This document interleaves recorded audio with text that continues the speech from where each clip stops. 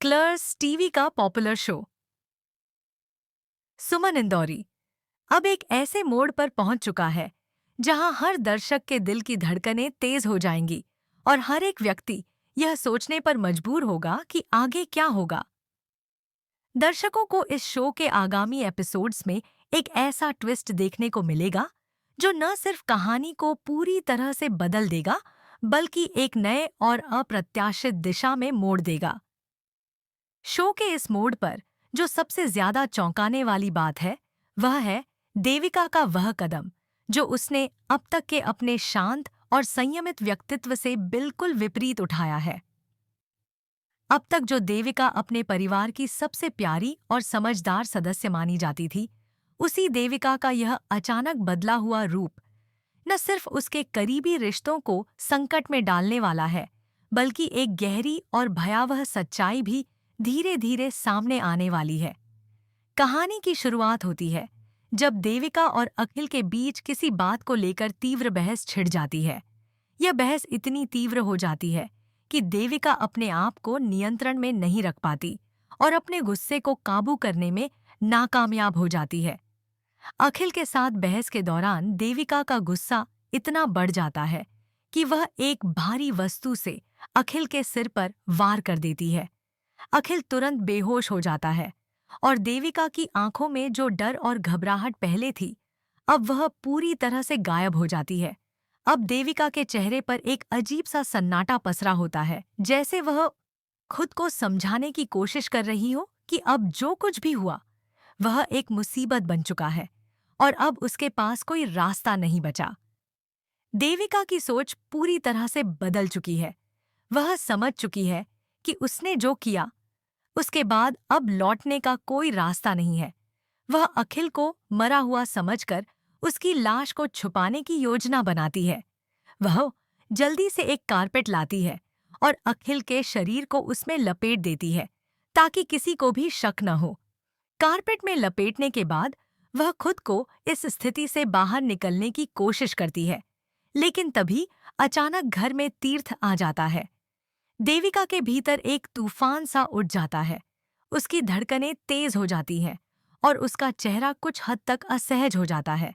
वह तुरंत अपनी चुप्पी तोड़ते हुए तीर्थ से मिलकर एक झूठी कहानी गढ़ लेती है।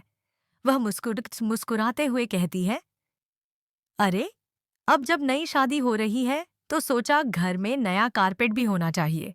यह मैं अपनी बहन गट्टू के लिए ले जा रही हूँ। तीर्थ थोड़ी देर के लिए हैरान होता है, लेकिन देविका की मुस्कान और कहानी में कोई खोट न पाकर वह ज्यादा सवाल नहीं करता। लेकिन जब घर के नौकर आते हैं और कहते हैं कि कारपेट बहुत भारी है, तो तीर्थ को मदद करने के लिए आगे बढ़ना पड़ता है। देविका अपनी पूरी कोशिश करती है कि वह तीर्थ को कारपेट उठाने से रोक सके, लेकिन तीर्थ नहीं मानता।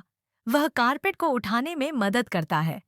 इस दौरान देविका का घबराया हुआ चेहरा और उसका असमंजस तीर्थ के दिमाग में सवाल खड़े कर देता है।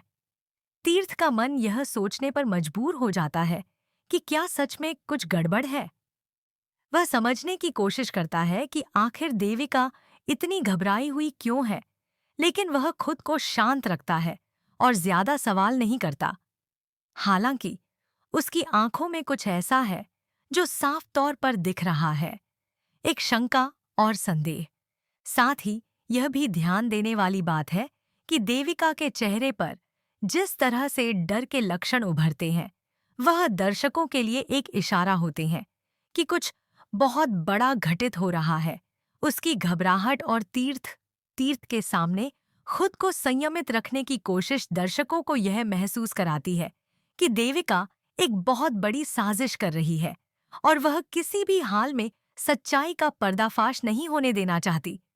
हर पल के साथ सस्पेंस बढ़ता है और दर्शक यह सोचने पर मजबूर हो जाते हैं कि क्या तीर्थ को कभी इस रहस्य का पता चलेगा। इस पूरे घटनाक्रम में दर्शकों को एक असामान्य रोमांच का अनुभव होगा।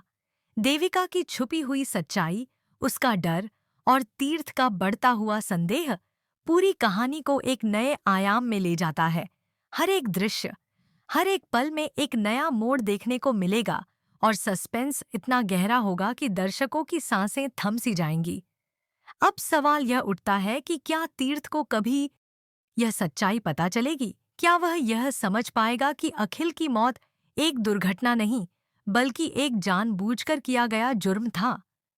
और अगर उसे यह सच्चाई समझ में आती है, तो क्या देविका अपनी गलती कबूल करेगी? या फिर वह एक और चाल चलकर इस सच्चाई को और ज्यादा समय तक छुपाने में सफल होगी?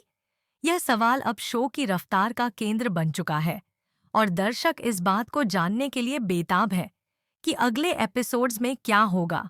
एक और बड़ा सवाल यह है कि जब सच्चाई पूरी तरह से सामने आएगी, तो देविका के साथ क्या होगा? क्या उसे उसके किए का जश्न भुगतना पड़ेगा, या फिर उसकी चालाकी और सफाई से वह इस जाल से निकल जाएगी? क्या तीर्थ को अपने भाई की मौत के बारे में सब कुछ पता चलने के बाद देविका के खिलाफ कोई ठोस कदम उठाना होगा? सुमन इंदौरी अब अपने चरम पर पहुंच चुका है। इस मोड़ पर शो का हर एक किरदार संदिग्ध बन चुका है। हर एक कदम और हर एक निर्णय अब गहरी छानबीन के दायरे में है।